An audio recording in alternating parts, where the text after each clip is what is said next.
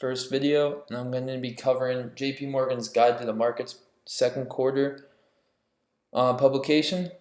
This is a free guide online. It's over 70 pages. I'm just going to cover some in the equity section. I highly encourage you to investigate it yourself and drill down into sections that you're interested in and that will have an impact on your insights and decision making. These are all really great sections that provide a lot of value. However, I just won't be covering them today. So starting out, this just shows the S&P dating back to 1996. Ends at the second quarter. We closed about 200 points higher at around June 16th. So it's not the most updated. We just see this trend continue, but it gives us a better big picture understanding of where we stand.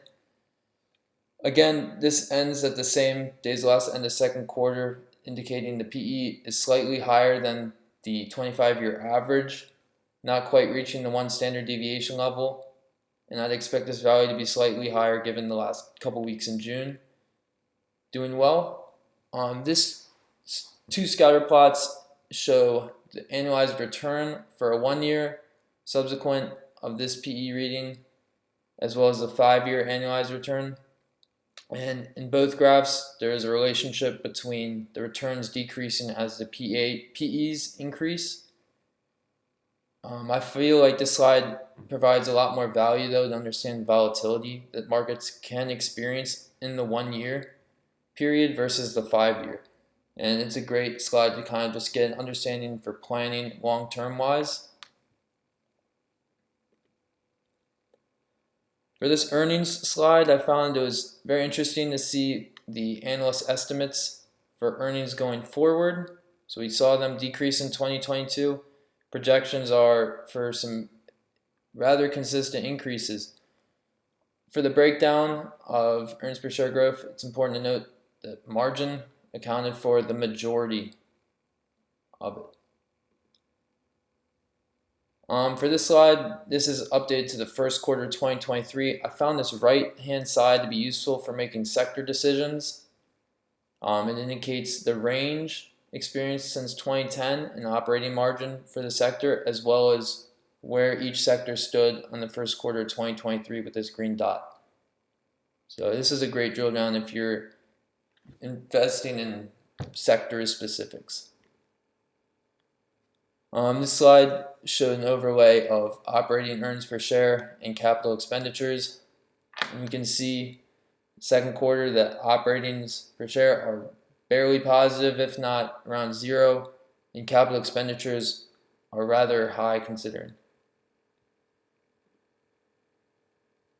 And for this slide, it shows value versus growth at the end of the second quarter. Again, this is slightly outdated from the last 2 to 3 weeks. However, it does show that growth is being valued more than value. However, you have to make your own investment decisions given this.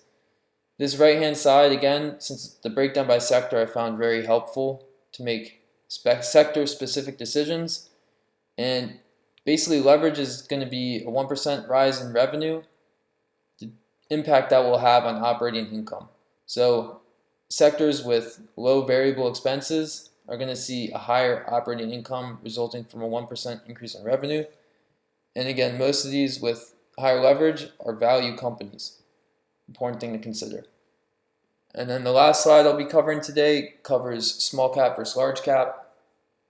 And this compares the Russell with the S&P, S&P being the large and Russell being the small cap, by sector to give you a good breakdown for that.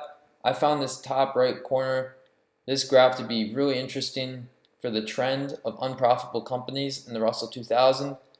And the market has been valuing growth over profit for a lot of these newer companies, and it's just interesting to see the trend played out historically. So these will be all the slides I'll be covering today. Highly encourage you to deep dive into this Guide to the Markets document. It's very informative.